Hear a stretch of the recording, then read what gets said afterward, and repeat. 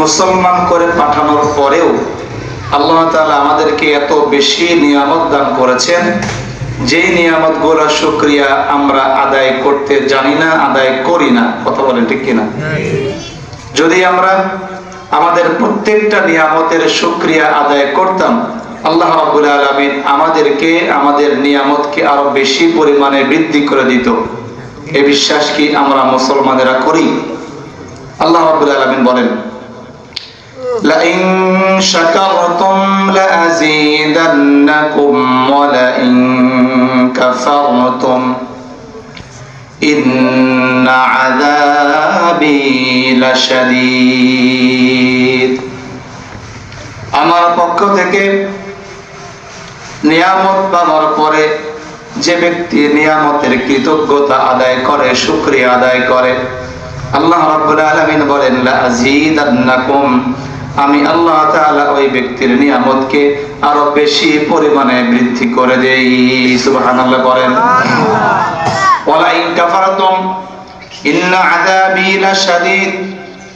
আর যারা আমার নিয়ামত পাওয়ার পরে নিয়ামতের শুকরিয়া আদায় করে না, কৃতজ্ঞতা আদায় করে না, অকৃতজ্ঞ হয়ে থাকে, আমি আল্লাহ রাব্বুল আলামিন তাদের কাছ থেকে আমার নিয়ামতকে ছিনিয়ে নেই।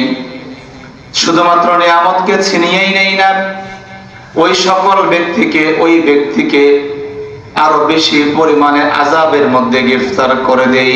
নাউজুবিল্লাহ। তার সবচেয়ে বড় প্রমাণ আমরা বর্তমান সময়ের বাংলাদেশের মুসলমানেরা জুলাই আগস্টের অভ্যুত্থানের পরে আমাদের কাছে যে পরিমাণ নিয়ামত আল্লাহ তাআলা দিয়েছিলেন, আমরা যদি কৃতজ্ঞতা আদায় করতাম, আর যদি শুকরিয়া আদায় করতাম, তাহলে আজকে আমাদের মাঝ থেকে হাদি ভাইকে হারাইতে হতো না। ঠিক না? কিন্তু আমরা এমন মুসলমান, আমরা এমন অকৃতজ্ঞ বান্দা হয়ে গিয়েছি, শুকরিয়া আদায় করলাম না, বরঞ্চ নিজেদের স্বার্থের জন্য বিভিন্ন ভাগে আমরা বিভক্ত হয়ে গেলাম। নিজেদের স্বার্থের জন্য, কয়েকটা টাকার জন্য, দুনিয়ার একটু ক্ষমতার জন্য আমরা ভারতের কাছে বিক্রি হয়ে গেলাম। কথা বলে ঠিক কিনা? আমরা যদি ভারতের কাছে বিক্রি না হতাম, যদি আমরা জুলাই আগস্টকে বিক্রি করে না দিতাম, তাহলে আজকে আমাদের এই দিন দেখা লাগতো না। এই যে আমরা অকৃতজ্ঞ হয়ে গেলাম, এই অকৃতজ্ঞ হওয়ার কারণে সামনের দিনে আমাদের জন্য যে কি পরিমাণ আযাব আর গজব অপেক্ষা করতেছে আমরা কল্পনাই করতে পারি না।